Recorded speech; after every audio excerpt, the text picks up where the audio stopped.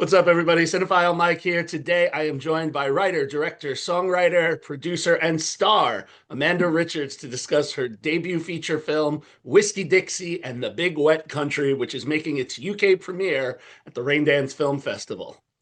Originally developed as a stage production before making the leap to the big screen, Whiskey Dixie and the Big Wet Country follows the outrageous adventures of country singer Whiskey Williams as she navigates fame, relationships, personal reinvention, and the pursuit of legacy through bold and irreverent musical numbers. Amanda, thank you so much for taking the time to chat with me today. And congrats on the Raindance premiere and your best performance in a debut feature nod. Well, thank you very much, Mike, and thanks for having me. Excited to be here and excited to be in London right now. So, So, this story lived on stage for years before becoming a feature film. As you adapted it for the screen, what aspects of the story suddenly felt possible in a film that you weren't able to get when you were doing it on stage? well, we had access to a few more locations than you do on stage so that you can, it's a different medium for storytelling. And so being a way to more um, visually tell the story than present it on stage. The thing I think would be the most dramatic was there were a few scenes that were cut out that we could do on stage that were a little bit harder. So in the very beginning of the film, um, when it was a play, Whiskey was pushed out on stage on basically a pallet with wheels and a steering wheel and a Hitachi magic wand where we cut the cord off of it because you couldn't tell on stage, and the band would push her out there, and then there was an interaction with a cop, and on stage we actually were able to simulate a skydiving thing because she likes to come at high speeds, and so there was a whole verse of the song that got cut out from the movie that is in the play that was just like, we just didn't have the budget for a helicopter. Um, I think it still plays really well. We were able to get a beautiful like 1959 convertible Thunderbird, which looks a lot better than a pallet. And made for some interesting storytelling. We shot that scene within the first 3 days of principal photography, and I was first time director, very nervous. I'm starring in it, and I'm being dragged around this small town um, while also holding a Hitachi magic wand, doing things with it, and and we're blasting music, and there's a whole film crew, and the whole town thought we were filming a porno, and that rumor did not die the entire time that we were filming. And I think it still continues to this day because some of the people there, most of the people still haven't seen the film yet. It's not been fully released. So, uh, yeah, uh, it's night and day what you can do with that. So let's talk about Whiskey. She is an unapologetic, messy, confident, flawed, and often larger than life character. So as you were creating her and as you've been developing her, what aspects of that personality felt most important to you to preserve over the course of this run? Well, I would say overall, it would be a vulnerability, but she is a larger than life character. To me, she was kind of like superhero, like if you didn't have any kind of a um inner monologue or inhibition, like what could happen. But I also wanted her to still be, a real character and relatable to some degree as well. I think things like, you know drinking and partying and that stuff can bring out those you lose your inhibition and you can kind of become larger than life. And I think that was also a little bit of where that was coming from with her. So I don't know, just wanted it to be um somewhat relatable, although I don't know that it is. And the songs are often they're very outrageous and very funny, but beneath the humor, they really do explore all these ideas about personal freedom, self-discovery, and making choices for yourself. So as you were working on the songs, how did you approach finding that balance between comedy and deeper themes running through the film so that you wouldn't lose the end game? Yeah, I think that I started out writing Whiskey Dixie as an ensemble piece. I'd actually had a collection of really raunchy songs to begin with. It just didn't really have a home. And I knew all of these incredibly talented actors, and I wanted to create something to kind of showcase their talents and and make people laugh.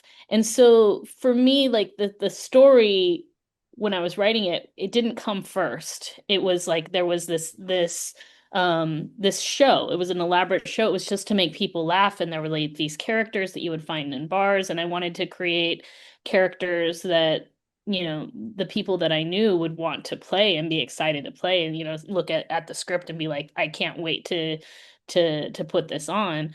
um and then for me, like finding that through story, that's where the story becomes more personal for me.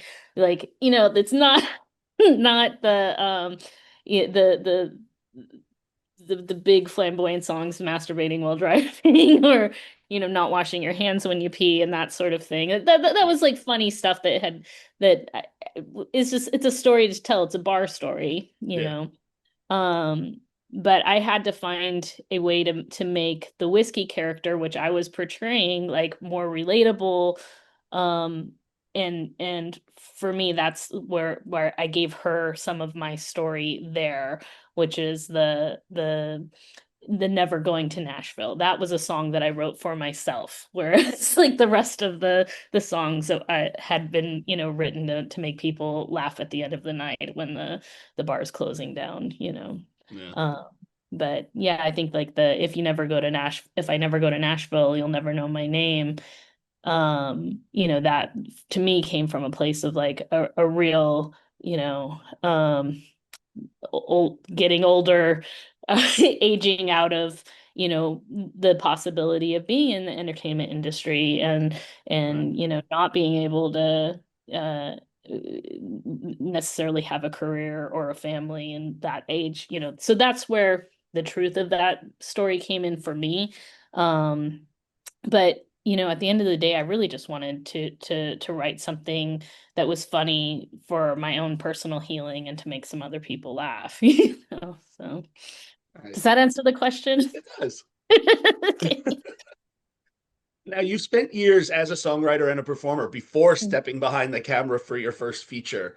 So I'm Mhm. curious, were there lessons that you learned from music that unexpectedly helped you when directing a film? Yeah, actually, there's so much. Like, so when you're leading a band, even just something as simple as scheduling, it is like herding cats. Like, it doesn't really get harder than getting a group of musicians to commit to a time to get together and play or perform. Yeah. So I would say that working with a lot of different personalities and trying to bring people from different backgrounds together, that was really helpful. Um, Other things, skill sets from being an independent musician, I, learned everything from like graphic design to building web pages to writing press releases to, like wearing all of the hats. And, it's been kind of a derogatory term, the whole jack of all trades thing, master of none. Um, Yep.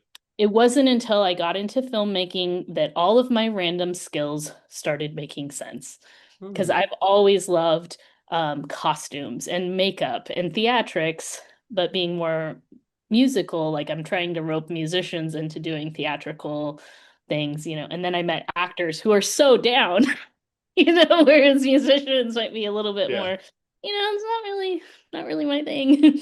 Um, so I would say that my life and my skill set started to make a lot more sense when I got into it because I could really flex all of those muscles Yeah. and um it's pretty satisfying to be able to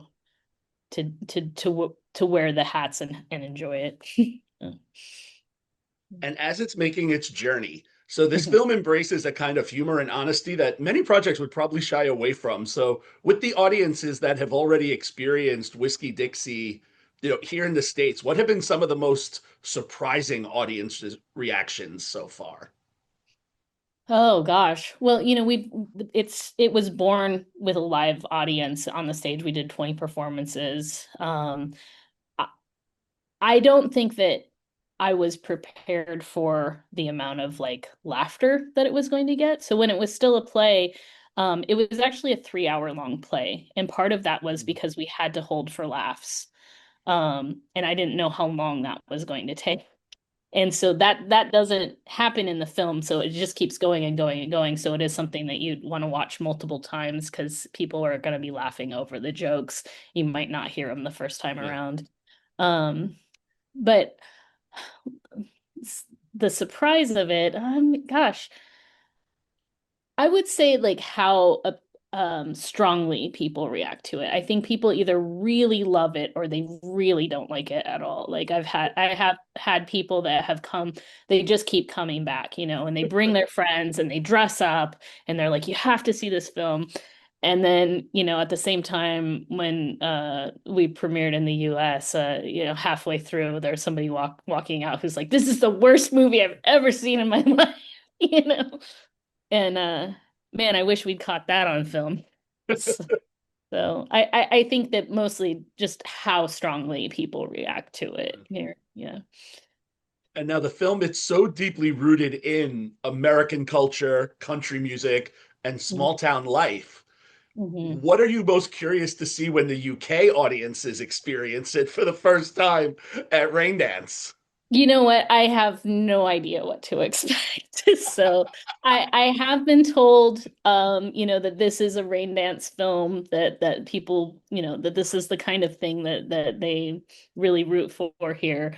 And I do love British comedy. I grew up on Monty Python, Benny Hill. Like I love that kind of old school stuff. So hopefully they enjoy what I've brought to the table, but I am nervous. So. And now that you have completed your first feature, and again, congratulations, because that's always such an amazing accomplishment, right? To like get Thank that you. Thank first you. one done. As you look forward as a filmmaker, as you prepare to move forward, what would you say is one best practice that you learned on Whiskey Dixie that you're looking forward to taking with you into future work? And what is Mm. maybe one learning curve you're going to try to avoid? Okay. Yeah, so the thing that I would definitely take with me is the culture that we created on set. We were working with cast and some of the crew that had worked together on the stage performance and kind of created a bit of like a little bit of a carny circus family. It was a bit of a speakeasy vibe, so like the jokes behind the scenes too were pretty hilarious. But we didn't have incident, like any kind of like uh culture clash or anything like that. Like the folks, we all worked really well together for the most part, and there was a spirit of camaraderie and like bringing a good time, but also getting the work done. And I would really, I've been shooting some short film and music videos and stuff, and trying to stay focused and creating the art, but also still bringing in, just that feeling of creating a culture around that. And I would, look forward to working with a lot of the same team that I have, and bringing new people on, of course. Mhm. I learned so much in the process. So I was not a film student. I never had aspirations to be a filmmaker. I mean, frankly, it's like a really like kind of bitchy thing to say, but I accidentally became a filmmaker. Um, and there's so many things that I would do different if knowing what I know now, but more from an artistic perspective. And for me personally, if I ever put myself in front of the camera again while I'm directing, I can't even watch I have to like disassociate and be like, that's not me, that's somebody else, but I would uh direct myself a little bit better to, find your light. You know, it's especially in some of the trailer scenes and stuff. I didn't have like as big a monitors, so there's some things like that, um but yeah, there's a whole world of things that would be done differently. And that's also having gone through the process of I completely edited the film myself several times before enlisting the help of another editor. Um, and Monterey did a great job. He and I worked really closely together on the final edit, but I did it all myself for a year, editing, re-editing, and I learned a lot about filmmaking through the editing process. Also, what cuts together, like how do you um bring more emotion to a story through like the reactions of other characters and yeah, there's I could we could talk about it for a few hours. I don't know. And one last question before I have to let you go. Hmm. When audiences leave Whiskey Dixie and the Big Wet Country, what is something you hope stays with them or is a feeling they carry with them as they exit the theater? Yeah, well, I hope that, people find it inspiring. The crux of the song, Nashville, the one that's not so funny, asks, what are you going to do with that spark? And I hope that, people see what we created that they laugh, they cry, they're inspired, and that they want to go on and create something for themselves. Well, Amanda, thank you so much for taking the time to speak with me today. Congratulations again on the premiere, on your feature performance nomination. For everyone watching, we will include information in the description below about the film and its Raindance screenings, how you can get tickets if you're local in the UK. I know there's a few of you out there watching me that are there. If you enjoyed this conversation, please make sure to like, comment, and subscribe to the channel for more filmmaker interviews, festival coverage, spoiler-free reviews, and award season content. As always, this is Cinephile Mike telling you to take a break and watch something new. Amanda, have a great time in London. Thank you so much, Mike.